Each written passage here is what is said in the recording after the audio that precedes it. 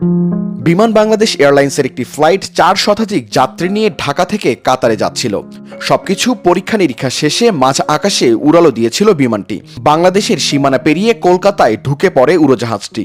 এরপর হঠাৎ অসুস্থ অনুভব করে বিমানটির পাইলট ক্যাপ্টেন মাকসুদ। সাথে সাথেই বিমানটি ফিরিয়ে আনা হয় ঢাকায়। রাত 8টার দিকে জরুরি অবতরণ করা হয় হজরত শাহজালাল আন্তর্জাতিক বিমানবন্দরে। শুক্রবার বিমান বাংলাদেশ এয়ারলাইন্সের BG325 ফ্লাইটে এ ঘটনা ঘটে। বিমানবন্দরের নির্বাহী পরিচালক মোহাম্মদ কামরুল ইসলাম এর সত্যতা নিশ্চিত করে জানিয়েছেন, বিমান বাংলাদেশ এয়ারলাইন্সের ফ্লাইট BG325 বোয়িং 777 মডেলের উড়োজাহাজ নিয়ে কাতারের দোহারের উদ্দেশ্যে রওনা হয়। এতে যাত্রী ছিল 419 জন। কলকাতার আকাশে যাওয়ার পর ফ্লাইট ক্যাপ্টেন মাকসুদ হঠাৎ অসুস্থ বোধ করায় ঢাকায় ফিরে এসে জরুরি অবতরণ করে বিমানটি। এরপর পাইলটকে CMH হাসপাতালে ভর্তি করা হয়। পরে পাইলট পরিবর্তন করে রাত 10টার পর দোহার উদ্দেশ্যে ঢাকা ছাড়ে ফ্লাইটটি।